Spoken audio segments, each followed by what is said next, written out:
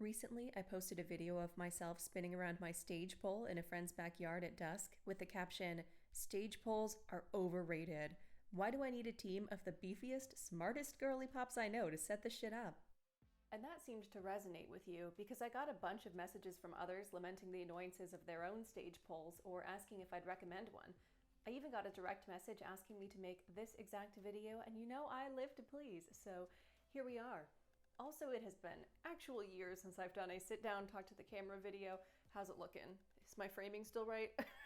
So first of all, what is a stage pole? Well, here's what it's not. Secured at 2 points, the top and the bottom, like a pressure or screw mounted pole, like mine that I'm showing here, or one that you'd see in most studios. Instead, a stage pole has a weighted, usually circular base that supports a freestanding pole which doesn't attach to anything at the top. If you try spinning on them, you will notice that the physics feel different. When the pole is secured at 2 points, it can't move side to side. But when it's untethered at the top, you will feel that the pole kind of makes its own circle as you circle around it. It's hard to explain, but it's funky. How common are stage poles? I conducted an Instagram survey which asked, "Pole dancers, do you have a pole at home?" 30% said, "I do not have a pole at home." 53% said, "I have a mounted pole only." 7% said, "I have a stage pole only." And 10% said, "I have both."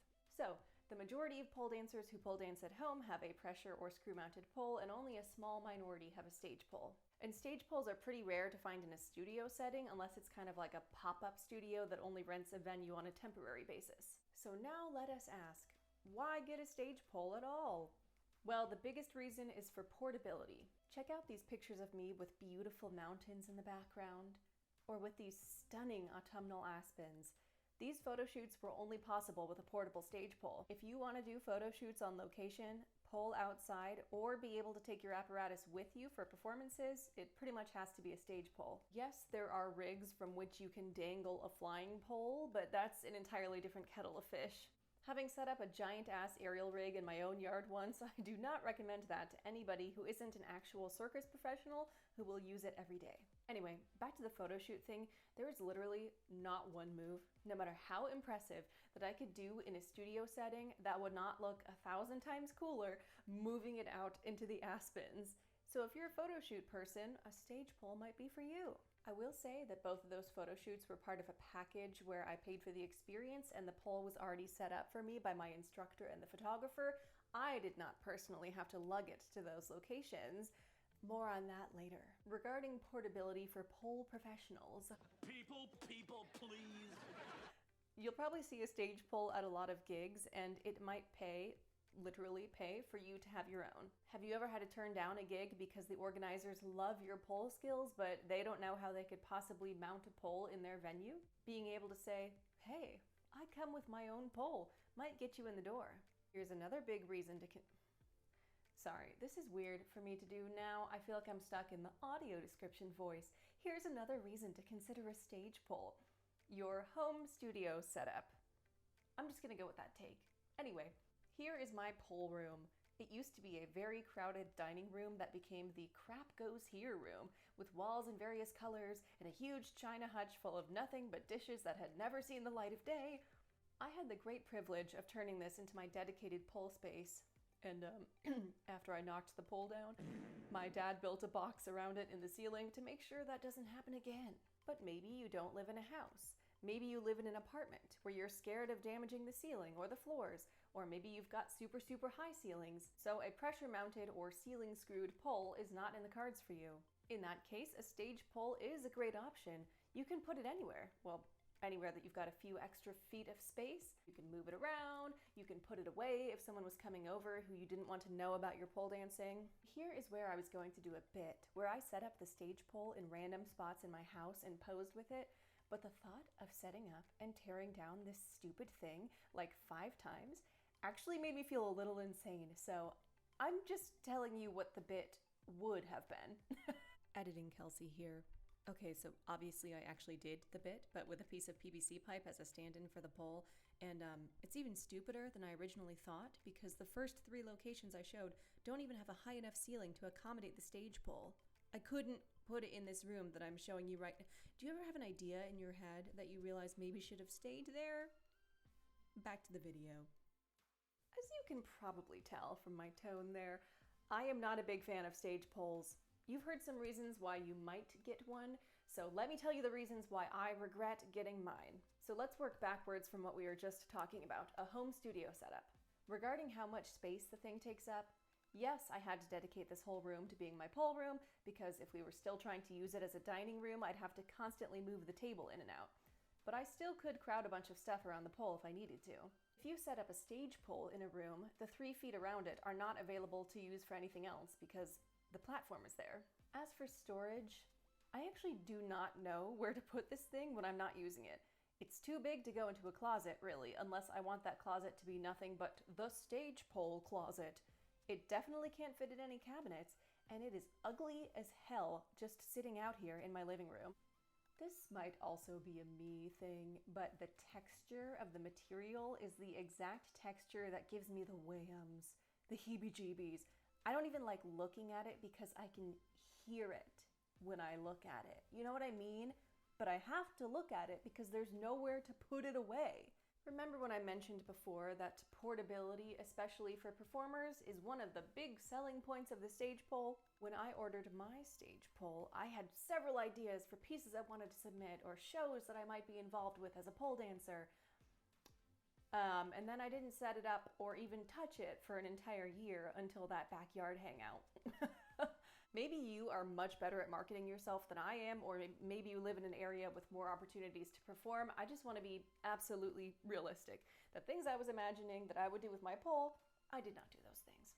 I also want to say, more importantly, that I had this idea that I could market myself as being like, I come with my own pole, hire me.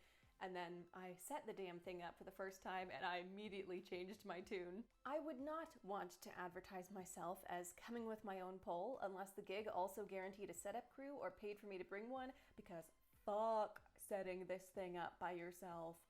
I wasn't joking when I said it took a team of smart, beefy women to help me do it. Not just because it was the first time and I wasn't sure how it worked, but because this thing is cumbersome. Yes, I am a freakishly strong pole dancer. Yes, I'm regularly slinging around 40-pound dumbbells at the gym. That does not keep this shit from being inconveniently heavy. I have the Xpole X Stage Lite. Light, L-I-T-E. That generally implies less heavy, and this thing is still 213 pounds. The bags, when filled with 3 base plates each, are 57 pounds, and there's 2 of them. The pole itself is 34 pounds. The base is 65 pounds. Imagine carrying and dragging all that stuff by yourself to wherever your location is. Maybe there's a ramp or an elevator, but maybe there's not. And then you've got to finagle all these heavy pieces into place, hunching over the base, making sure the screws are all correct, knowing that if you mess up, it's your ass that's going flying or getting pinched or impaled. I've done a couple of gigs where we were frantically setting the stage poles up at 10:15 p.m. and the show was supposed to start at 9. This was a drag show, can you tell? And let me tell you, that shit was stressful. By the time you're done setting up your pole, you've done an entire workout, and you haven't even started pole dancing yet.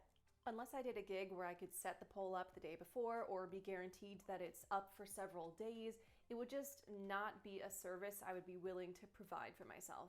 Plus, bringing your own pole to a gig introduces a whole new annoying and potentially bankrupting issue: liability. I am gonna sound like the fun police here. I've seen several people use their own stage poles for gigs where the performers are drinking heavily or the audience is really, really close to the poles and people are trying to go for inversions or super fast spins, and I personally would not want one of them to sue me when they fly off and break a bone. Even if you're the only one who's supposed to be touching the pole, unless you're standing guard at all times, a drunk audience member might try to climb up or a kid might jump on for a spin, and your ass could be grass if they get hurt. All right, now let's talk about something we haven't discussed yet: the price. I can't find my exact home pole on Lupit's website anymore. It's powder coated, and that no longer seems to be an option for some reason, but here's its equivalent: a standard lock static to spin pole, 45 millimeters in black. And looks like Lupit has gone all in on the AI models, so that's fun. Thanks, Lupit. The base price is $395, and since my ceilings are 9 feet tall, the basic kit will fit. I'm going without the warranty. It looks like because I live in Arizona, that adds about $90 for shipping. As you know, I am always preaching about using a mat too. Lupits are going for $268 right now, which is like a lot. I got my mat on Amazon for about $110 a few years ago, so let's use that price. Put everything together and that's about $600. My fellow US consumers will know this all too well. Tariffs could randomly add on a few hundred extra dollars to the price and you wouldn't know until the thing was already shipping to you, so let's just round up to $800. Now $800 is a lot of money. It's one banana, Michael. How much could it cost? And I'm not going to pretend that it isn't. And please do not take this as I am telling you, go get yourself a cheap Amazon pole and save yourself a few $100s, because that's not what this video is about. I'm just saying, you're going to be shocked when I tell you $800 is cheap compared to the price of a stage pole. If we're sticking with Lupit, here's an actual powder-coated one. Oh, so now they have powder-coated products. That comes with the stage with short legs and its own set of carrying bags, and the base price is $1,284. So already above our full cost of the mounted pole, shipping, and the mat. What about shipping on this bad boy? It weighs 176 pounds, 80 kilograms, about 140 more pounds than the plain Lupit pole, so having it delivered to Arizona adds an additional $350 to the cost. With the cost of the pole, the mat, the shipping, and probably the mystery tariffs, that comes out to about $1,800. So more than double the cost of what a regular pole would be. Editing Kelsey again. Apparently Lupit is running a deal where if you spend over $400, you get a Lupit latte. Does anyone know what this is? Are they gonna actually send you a coffee if you... What is a Lupit latte? What? Explain, please. I checked the price of the Xpole X Stage Lite, remember that's what I have, and the base cost for the one that I got is $1,247. Shipping would be $325, and they don't have their own mats, so let's add on that Amazon mat for $110. So that is $1,682 before tariffs. Ultimately, it is up to you whether or not you think a stage pole would be worth it. As someone with ready access to a studio or my own pressure-mounted pole, fewer gigs than I imagined I'd have, and apparently a really low tolerance for annoyance, this purchase has not been worth it for me. But I'd love to hear what you think.